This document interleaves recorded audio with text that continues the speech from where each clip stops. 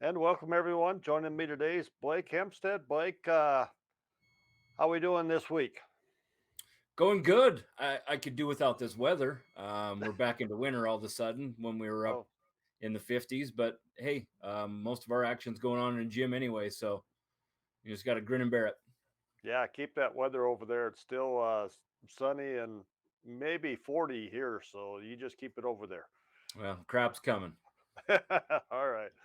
Well, what do you got for us today? As always, we'll start with Anaconda. The Anaconda boys and girls both got nice wins over in Whitehall. Whitehall in a little bit of a rebuilding mode. One of the girls from Whitehall is actually one of the girls that I'm going to talk about in terms of, like you said, an unsung hero or somebody who may not be talked about all too much. But yeah, both Copper teams win, pretty convincingly over in Whitehall. The boys went on a 21-1 run, I think, in the fourth quarter and really blew out a game that was within just a couple possessions. So the Copper girls had to work a little bit harder on it. I think Whitehall outscored them 19-10 in the fourth quarter, led by Maxine Hoagland, who we'll get into. That's kind of one of my unsung stars of that game. And then Anaconda, of course, they hit the skids a little bit when they were playing against Dillon. Dillon girls really, really good this year. They'll be in it at the end for a state trophy, I do believe. Uh, their speed, athleticism really hampered Anaconda. There was only three scorers for the Cop Reds. Mania Lunsford had 19. Mila Mitchell had 15. So a really solid team over there in Dillon. And then the Dillon boys, the Class A is, as we said last week, is just absolutely loaded. Dillon was coming in on a two-game losing streak, lost to Hamilton and Butte Central, and then of course their get right game just happens to be Anaconda. Yeah. But Dillon has a little bit easier schedule heading down towards. And we look at it, we only have 3 weeks left in regular season, so the season's starting to wind down, and Dillon. I We talked about Terry Thomas last week and just seeing what they have on that coaching staff for the coaching staff. Of course, you have Terry Thomas, Jeff Edwards. I called him Tyler last week for whatever reason. Jeff Edwards, I think he's been with Terry for right around 10 years. Gary Ferris, a guy who I have the utmost respect for down there in Dillon. He's been with Terry, I don't know, 25 years, 20 years there in Dillon. And then Josh Keller is also an assistant there. And of course, we've already talked about the Keller name. Right. Keller is an assistant on that. He just coming from Twin just adds that much experience and knowledge and just a dynamic uh, team there that they have in Dillon. And we'll talk about Eli Norris is kind of one of my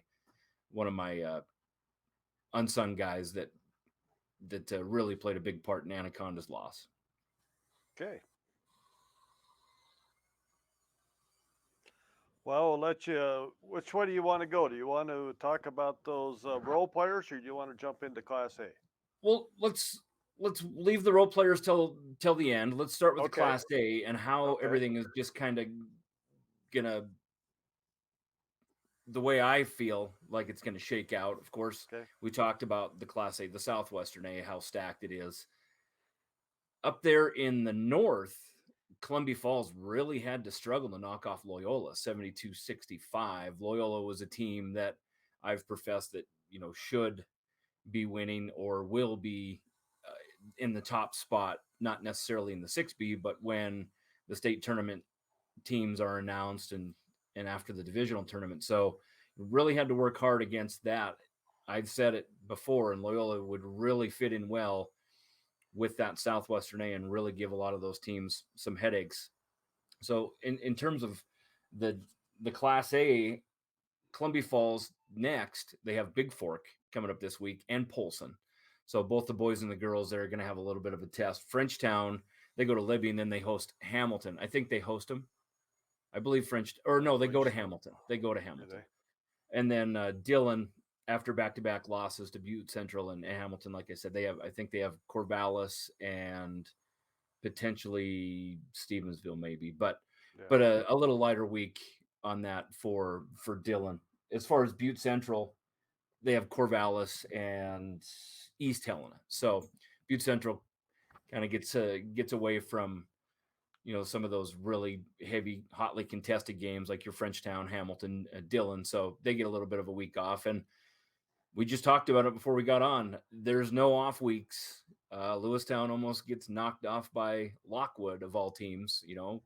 Sometimes the ball just don't go in the hole, and you got to play every game, obviously. But Yep. yeah, pretty big week to really separate the top echelon from the bottom there in the Southwestern A. All right, and you got some big games coming up in Class B. Yeah, Class B, this is where it's going to kind of shake out to where the district seedings go. Of course, you have to win your way into the divisional in Class B. There's going to be a playing game for that 4 seed. Final year that's going to happen, and then next year, obviously, it's going to be 6 teams in the 6B and 6 teams in the 7B. Yeah. So Anaconda goes to Arlee and Thompson Falls. Thompson Falls, they beat well, Anaconda beat Thompson Falls on the girls' side. Anaconda and Thompson Falls have not played on the boys' side. Anaconda picked up a game in the tip-off tournament that the Copperheads hosted, so they beat Thompson Falls. Of course, that was with McKenna Patrick. This will give you a real good idea when it comes down to divisional tournament time for the girls. Can the girls hang with an Ellie Baxter and those girls up there? So really big game for the girls. On the boys' side, it will go to determining can they challenge a number one or number two, a Loyola or a Big Four. Can they get in there and potentially knock them off? It remains to be seen. Thompson Falls, one of those teams that's scary come tournament time. Mission is also really good. They have some really good scores. They play a very up tempo, fast pace of play for the boys.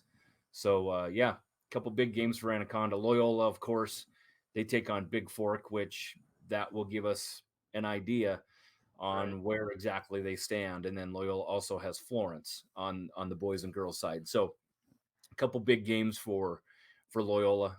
Number one in the boys side and number two on the girls side. So yeah, it should really be good idea of how everything's going to shake out for the last 2-3 weeks here in the regular season. And we start getting into those nagging injuries a little bit too, and like you guys had a major injury, but even those little tweaks on the ankles and things like that, they start showing up a little bit more now the last couple of weeks of regular season. So you kind of got to play some of that into this as well. Anaconda's schedule is completely front loaded as well. So they'll have 2 games this week. They have one next week. That's Deer Lodge. And then they have two the following week. So, they will be kind of rested realistically Yeah. going into that district and divisional tournament. So that is a good thing. So where's the district tournament at there for you for Anaconda? It's in District and divisional Anaconda, tournament will be here in Anaconda. both of them. Yep. Okay. That's I didn't know whether both of them were or just the divisional. I knew the divisional was. I wasn't sure about the district. So Yep. Yep. I okay, believe both of them are here. okay. Well, you'll get lots of basketball action then. I can't wait. I mean, usually, and I have no problem traveling. We won't go to Arlee. We don't get very good reception up there in terms of we're streaming now, so you don't get a whole lot of good reception up there in Arlee. But we will take off and go to Thompson Falls and broadcast those games. So it's nice. I mean, I love to travel, but having a tournament here in Anaconda to where you can just sit back and go to all the games and not have to worry about heading back to the hotel where you staying. It's going to be nice, and it's going to be a great tournament. There's potentially going to be 2 state champions out of the 6B or 7B. So it's uh it's kind of a neat thing to host that kind of talent and watch them at leisure. Yeah, yeah. And the best part about that, Blake, is you get to sleep in your own bed at night. You know, Yeah, it's I hate those motel rooms.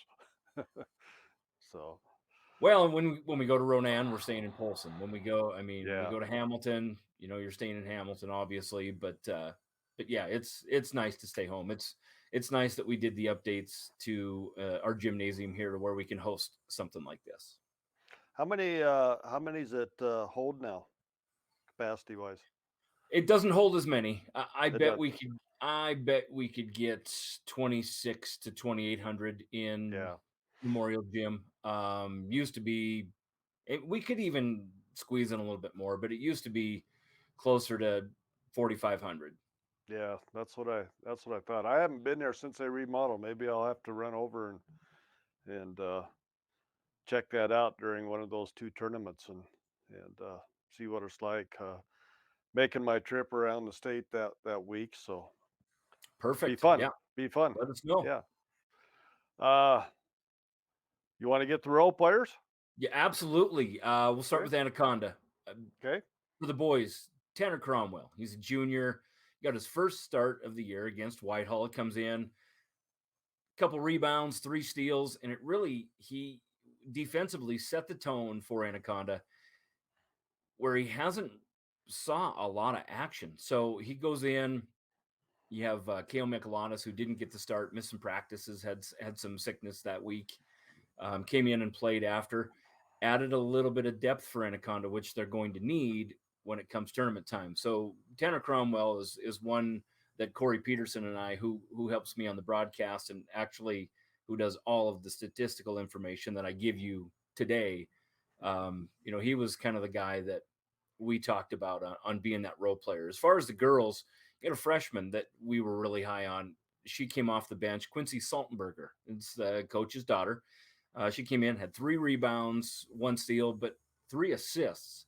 So she was able to continue getting the Copper Reds into the offense where they've kind of been in a little bit of funk, trying to figure out where pieces are going to get fit. They're still a work in progress, trying to replace 23 points. So she did great. She went out there. Conference didn't miss a step, and they pulled out a win. So anytime you can go 1-1, and especially one win in your classification, that's good stuff. Yeah, yeah, for And sure. in terms of the other kids that I saw, Eli Norse is 5 foot nothing, 100 and nothing. He's But he is the point guard that really drives Dylan. They come out and they go 8 for 12 from behind the arc in the first half. 68% from behind the arc. And admittedly, that's kind of been Dylan's downfall this year on the boys' side is their ability to shoot from distance. But you had Eli out there distributing the basketball, Graham, Curnow, and Engeland. Graham, Curnow, they had 13, 12, and then Engeland off the bench, who is has a little bit of tout down there in Dillon with Yeah, his dad yeah, Kevin being yep, from Western, player and a coach for yep, the girls down there. Uh, England comes off and has 10. He's a nice player. He's a sophomore, 6'4", 6'5", really soft touch from the outside. He reminds me a lot of who's the post that I talked about from Loyola. Of course, yeah.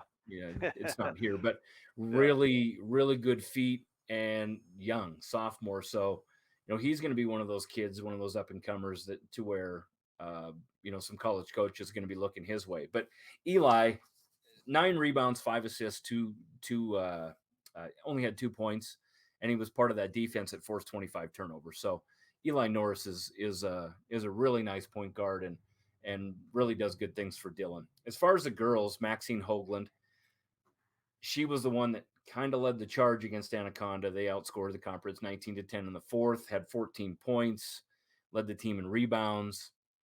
So yeah, Maxine Hoagland, a senior down there uh, for Whitehall. Those were two of the kids that I saw on other teams that that deserve to be mentioned. right, right. What grade are is Hoagland and Norse? Are they Hoagland's a both? senior, Norse is a senior, yeah. That's what I thought. Yeah, I thought Norse was. And I bet. Eli might be going and playing football for his old man. I don't know. I don't know what Yeah, his plans are after school, but I wouldn't be surprised to see him. Obviously, he was a starter for Dylan and a right. major contributor, but I would not be surprised if he doesn't go and play football down there at Western. And man, the tenacity that I saw him play with, I'm sure watching him play football is just as fun as it is watching him out there on the hardwood. Yeah. Yeah, and I know he's had some injury problems in his previous years, that kinda, I think, hindered his football a little bit. But yeah, I think he is going to play for his dad, Ryan, at at Western. So no, I think it's just good that we mention some of these other kids that don't get don't get the notoriety as much as some. So thanks a lot for doing that. And you got anything to close us out? Hitting the road again. You know what? I'll Anaconda Wrestling. They have their senior night here on Tuesday, tomorrow night, or Okay. tonight when the podcast comes out. Yeah. I will miss the game over there in Loyola. I'm going to go down, and there's a couple seniors that I really want to watch wrestle for their final time. So their state tournament, I'll be down in Billings for that weekend. But just back to the grind. Yep. Sounds good. Well, thanks for coming on again this week, Blake, and we'll catch up with you next week. Sounds good. And I'd like to thank our guests that come on the show and talk about Montana high school sports. Without them, this show would not be possible. And once again, if you like this podcast, please click on the subscribe button below to get alerts when we have up a new podcast.